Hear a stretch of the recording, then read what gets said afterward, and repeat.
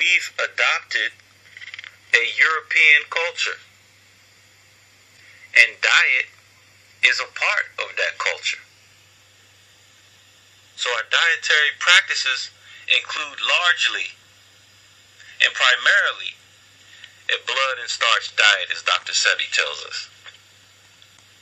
Now, I don't pretend to be Dr. Sebi or Dr. Africa or Afua or Baruch or Chef Keedy or anybody else. But I'm just pointing out common sense things to you.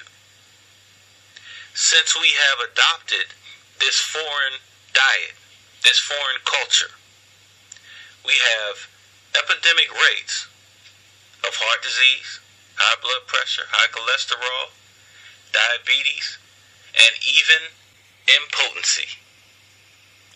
These are side effects of this blood and starch diet.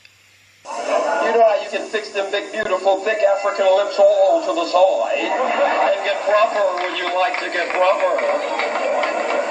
You trying to listen to the white folks at the next table so you can decide what you go on. And they say, I'll have a prime rib end cut. You say, yeah, that sounds like that's pretty good. So you think you cool, you straight now. But then the waiter asks the next question. How would you like that, sir? How would you like that, ma'am? And you heard the white folks say, I'll have mine rare. You say, well, hell, that must mean it's a real special kind of steak. If it's rare, it must not be no more steaks like that one in the whole restaurant. So I got to show off for my lady, so I'm going to get a rare end-cut prime rib that ain't got no more cuts like that, because it's rare.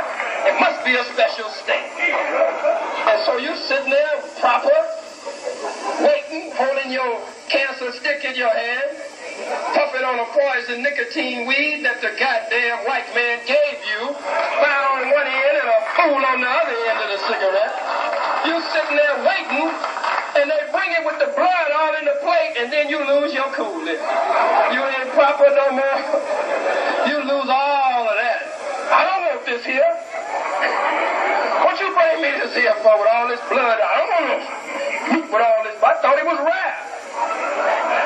He said, well, sir, or ma'am, it is rare. They still eat their meat raw today. They like to eat it with the blood running out. Many people say that the doctors are telling them that they are allergic to vegetables. Well, I wonder if what they're actually allergic to are these GMOs, the genetically modified vegetables. Okay, I wonder if they ever had an organic vegetable. I remember years ago, Dr. Africa telling us that most of us probably never tasted real water. We drinking synthetic water, and we're thinking that is the real water. If we tasted real water, we'd probably think that that was the unnatural water. But we're accustomed to drinking synthetic water. But today, we're showing you in the backyard garden where we're growing watermelon. And many of you may not be aware, but watermelon is nature's Viagra, one of many. And watermelon just so happens to be part of American Africans, or African Americans, or blacks living in America. A great part of our culture.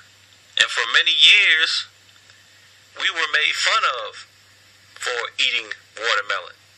They say blacks love chicken and watermelon. So many of us that have risen through the ranks of the United Snakes culture and society, we don't want nobody seeing us eating no watermelon. That's a fact. You know, it makes me feel so bad sometimes when I see my black brothers and sisters, and they'll see me eating a piece of watermelon like this here. And they'll go, when they go to frown their faces, I mean, that's despicable. But it's good. And you know the thing that makes me mad? When I go to their parties, they will take a big pretty watermelon like this and cut all kinds of gadgets and then cut the inside. You see this good piece of watermelon here? Cut all the guts out that good watermelon and mix it up and mess it up with something else, man. Sometimes they got a notion to put liquor in it, and then after they cut them little crevices, then put it back inside of that hub. Man, that's a waste of watermelon when all you got to do with it is pick it up like it is. Look here, just pick it up like it is.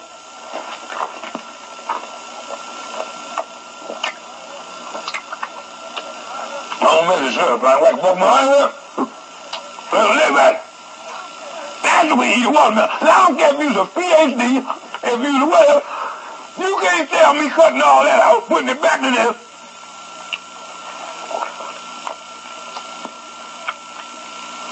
Yeah, Lord. We're better than here. Now, I know he's sitting home. That's an ignorant nigga. Okay, it's good that you gave up the chicken, because we know about the high rates of hormones that are put in the chicken, because it's all about money. And you sell the chicken and other meats by the pound. So the bigger the chicken is, the more money that the capitalist makes.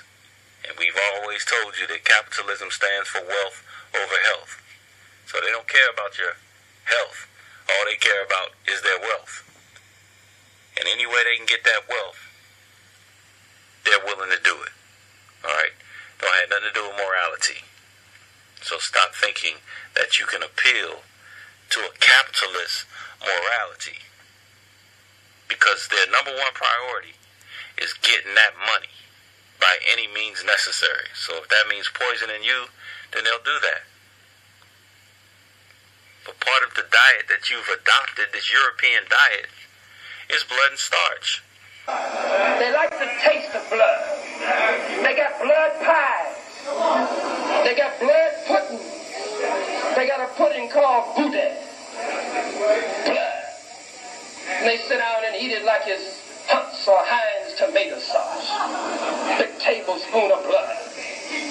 Say, isn't it great, honey? She said, yes, it's wonderful. Go back to your roots. Stop being ashamed of your ancestral wisdom. Stop being ashamed of your ancestors. Eat your watermelon so you can overcome this epidemic impotency. There's no reason that a 30-year-old man should be impotent. And many of you ladies out there, you're thinking something's wrong with you. You're trying to figure out why your husband or why your mate isn't sexing you the way he used to. Well, part of it is stress. Part of it is he's not getting enough rest. He's not drinking enough water. See, y'all just want to have fun and party all night long and all day and all week. So y'all just drinking alcohol, plenty of alcohol. Ain't no water in the house except for some tap water, some synthetic water. And you know you ain't drinking that. So you drinking sodas, what y'all call juice, which is really sugar water. You're drinking alcohol, everything but water. Not getting any rest, stressed out, and eating a blood and starch diet. Give up this foreign diet and return to the ways of your ancestors. Is there any doubt in your mind that the ancestors were potent? Huh? In fact, one of the reasons why the slave master didn't need to import slaves was because you were having plenty of babies. Wasn't nothing wrong with your stuff. So ladies, if you want that good toe curl, you know that toe curl you used to get from your man, reintroduce watermelon into his diet. And how do you do that? Man, let's get away from this European mentality. You say, I ain't serving no man no food. He can get up and get his own food. But if he had his way, he probably would eat fried chicken all day. And potatoes, French fries. And wash it all down with some liquor. Alright? There's nothing about that low-fat diet that's going to promote potency. But instead of thinking like the European woman, I ain't got to serve my man, he can serve himself. Think like your ancestors. You control the health of a nation if you feed the nation. But you ain't even trying to feed the nation, just feed your household. Go back to a natural diet. Encourage him to eat healthy. And if he won't do it on his own, lead him to it. And if you can't lead him to it, then feed him the food that he needs to eat to get your toes curled up again. Remember, feeding him is feeding you. That's all you got to keep in mind. What you feed him is going to determine how he can treat you. Because he may want to please you, but if his stuff don't work, he ain't going to please you. Okay? What's wrong with him is not that he's getting old and all this crazy stuff. You know men in their 80s and 90s even that have had babies. Obviously their stuff was working in order for them to have babies. We talking before all this technology. But old men were having babies because they were not impotent. Now 30-year-old men are impotent. It's because of what's going in their mouth. Again, feed him right so he can treat you right in the bed. This has been Daku Akabo Wakatu. Be yourself. And always remember that I got it off the vine. It's sweet like honey, and I'll plug it all the time. Sit back, y'all. I know you see this thing is good and crazy. Hold it for I tell y'all to just